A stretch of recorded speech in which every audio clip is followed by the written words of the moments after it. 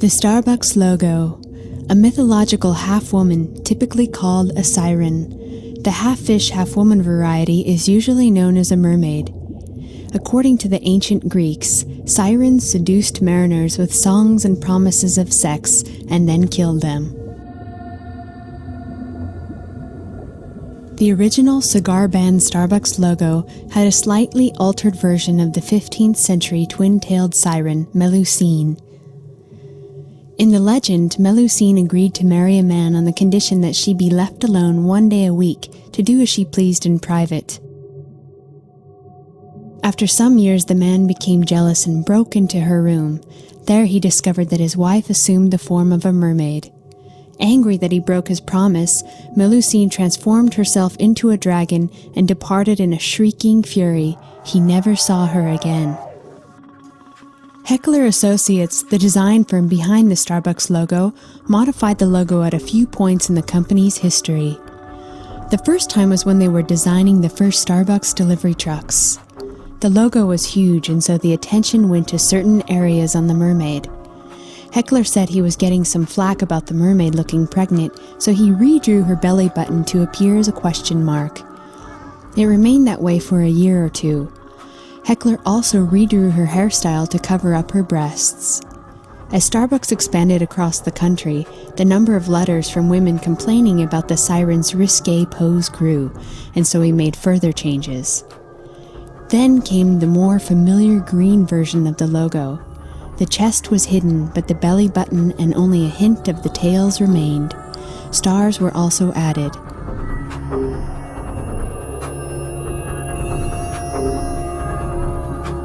In Portland, Oregon, we saw a new type of siren on the Starbucks sign.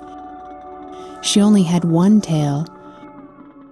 Perhaps the image of a fish woman spreading her tails is on its way out. What is this powerful attraction to the mermaid that is so compelling? The mermaid claims a long and rich ancestry that dates back to a multitude of fishtail gods and goddesses from some of man's earliest civilizations. The sea, as womb of creation and the source of wisdom, has always played an important role in world beliefs. The gods of the sea are among some of the most powerful in history.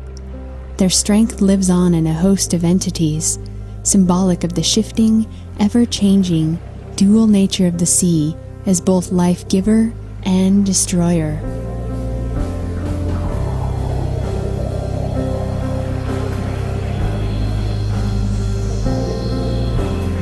Ever since man first set to sea to deliver coffee and spices, sailors have tried to ensure safe passage by attempting to make peace with unpredictable water gods by mounting a mermaid on the ship's figurehead.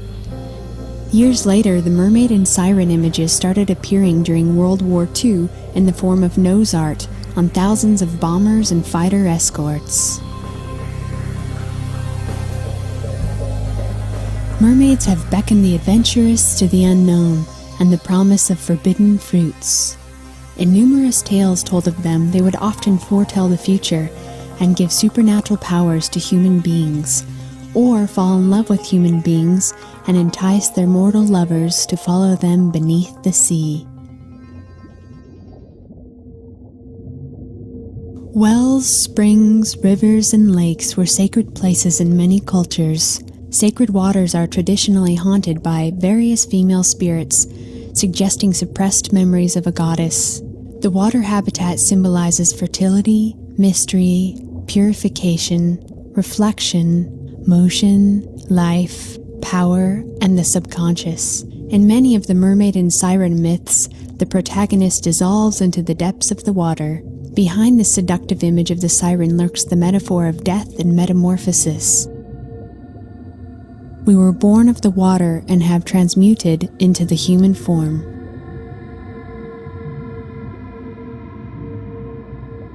Carl Jung suggests that supernatural forces spring from the fusion of two biologically different entities, opposites that embrace and explain practically everything.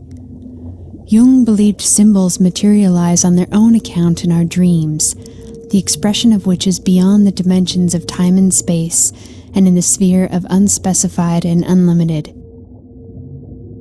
These symbols possess a numinous character and impress themselves on the general consciousness, disturbing for those minds used to operation within the limits of logic and rationality. He says we can suppose that primordial images, sediments of accumulated memory, collective input have a life of their own, independent of single individuals. Jung also observed, a symbol always stands for something more than its obvious and immediate meaning. Post-Freudian thought had exposed the legendary fish-tailed seductress as the personification of the hidden desires of the sexual subconscious, symbolizing primitive castration anxieties and the urge to return to the amniotic waters of the womb. For the medieval church, the harlot mermaid personified the unnatural desires which stood between a man and his chance of salvation. Lilith, the one goddess with 1,000 names, is one of the most popular identities in human culture. She dates back as far as 2,000 years BC as depicted by the Sumerians. In other depictions, Lilith is represented as a beautiful woman from the waist up and as a snake from the waist down. Lilith typically symbolizes rebellion, rage, and an untamed sexual nature. She is also known as a Sumerian demon, a seductive succubus, the bride of Satan, and Adam's first wife. Barbie was copied from a German adult doll by the name of Lily. Now young girls today can buy Mermaid Barbie or go see The Little Mermaid. The powerful role that mermaids, goddesses, and sirens continue to play in our culture confirms the depth of their identity in the human experience and our collective unconscious. They embody themes that are always with us, but not often on the surface of our daily experience and perception. There is a Kurdish proverb that says, "He who wants pearls has to dive into the sea," and a Russian proverb that says, "Not everything is a mermaid that dives into the water." The song of the siren calls us to hurl into the deep, to transform, to die to self and emerge into a new form with new knowledge and understanding. All of this when you drink a Starbucks coffee.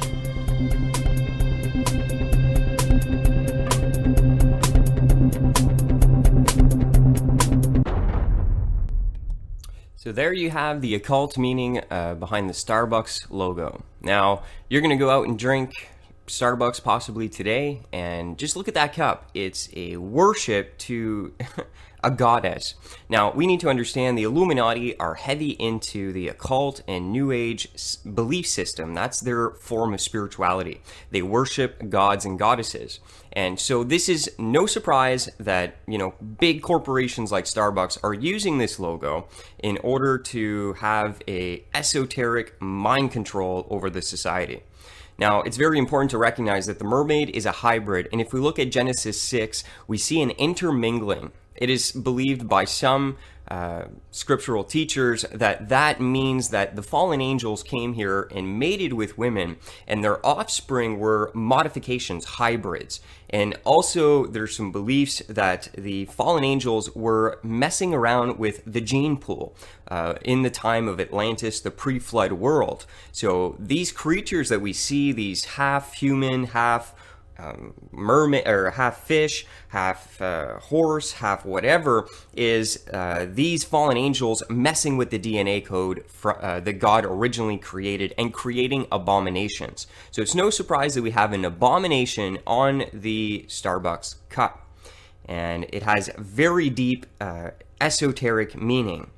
So also I'd like to point out Disney is a satanic mind-controlled company, and that is why we see that Disney is promoting The Little Mermaid, the goddess, the hybrid of Genesis 6. Be vigilant. We live in the end times. Everywhere you're going to look, there is the fingerprint of Satan, and you need to wake up. Jesus Christ is the truth. He is the way. No one makes it to the Father but by him. If you are caught in this mind control satanic matrix, this new world order antichrist world, you need to turn to Jesus Christ, repent, and believe in the gospel so that you can be set free. This is the Vigilant Christian saying God bless each and every one of you, and as always, stay vigilant.